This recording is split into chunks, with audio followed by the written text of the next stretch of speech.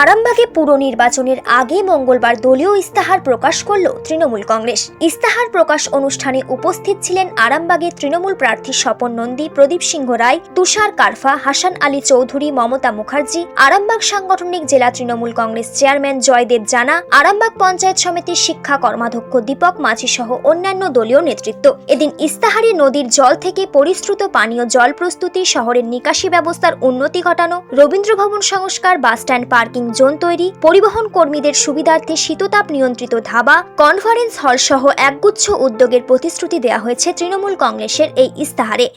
তারপর আমরা রাত্রিরে যে ছেলেরা খেলাধুলো করে এটা একটা ভাবা যায় না। আরামবাগে আটটি মাঠে আমরা ইলেকট্রিকে দিয়ে সেই রাত্রিরে যে খেলাধুলো হচ্ছে, বিবেকানন্দ খেলাধুলোর কথা বলেছিল মাননীয় মুখ্যমন্ত্রী মমতা বন্দ্যোপাধ্যায়। খেলাধুলোর জন্য যেমন রাত্রিরে 5 লক্ষ টাকা আমাদের প্রাক্তন বিধায়ক আছেন, উনি অনেক খেলাধুলো যেমন টাকা দিয়েছেন, যেমন খেলাধুলোর জন্য মাঠগুলোকে গ্রিন সিটির মাধ্যমে যেমন আমরা সুন্দর করছি। গ্রিন সিটির মাধ্যমে 45টা স্কুলকে আমরা সেই সৌর লাইটও করেছি, যেমন স্কুলেরও সৌর লাইট হবে। আর সেই ইলেকট্রিক থেকে আমরা রাস্তায় আমরা লাইটগুলো দেবো, পাম্প চলবে। এই যে আমাদের আরামবাগ আগিয়ে চলেছে। এবার আমাদের যেটা ভিশন আছে, আমরা মাটির নিচে জল একদিন শুকিয়ে যাবে, আর্সেনিক জল হবে।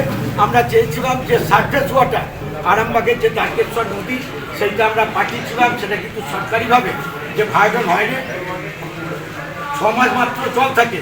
ওরা বলছে 1 বছর জল থাকতে হবে, তবে সেটা ভায়োলেশন হতো।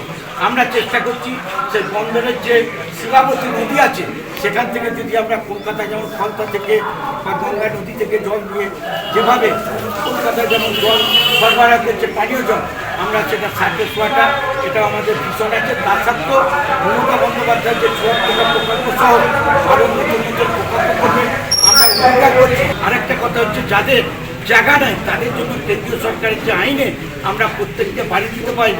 তাই মাননীয় মুখ্যমন্ত্রী বলেছেন যে যাদের জায়গা নেই, নামে জায়গা নেই, তাদের আমরা বাংলার বাড়ি করে দেবো। নিউজ আজ বাংলা, আরামবাগ। আরামবাগ পৌরসভার 6 নম্বর ওয়ার্ডে মাননীয় মুখ্যমন্ত্রী মমতা বন্দ্যোপাধ্যায়ের আশীর্বাদ ধন্য প্রার্থী আমি স্বপন কুমার নন্দী। ঘাসের ওপর জোড়াফুল চিহ্নে ভোটটা দেওয়ার জন্য আমি আরামবাগের 6 নম্বরের সুধী নাগরিকদের কাছে আমি আবেদন করছি। আরামবাগের যাতে উন্নয়ন যাতে আরও ত্বরান্বিত হয়, মাননীয় মুখ্যমন্ত্রী যেভাবে আরামবাগে উন্নয়ন করছে, সেই উন্নয়নকে আমরা যাতে আরও সুন্দরভাবে করতে পারি, এই আবেদন মানুষের কাছে চাইছি।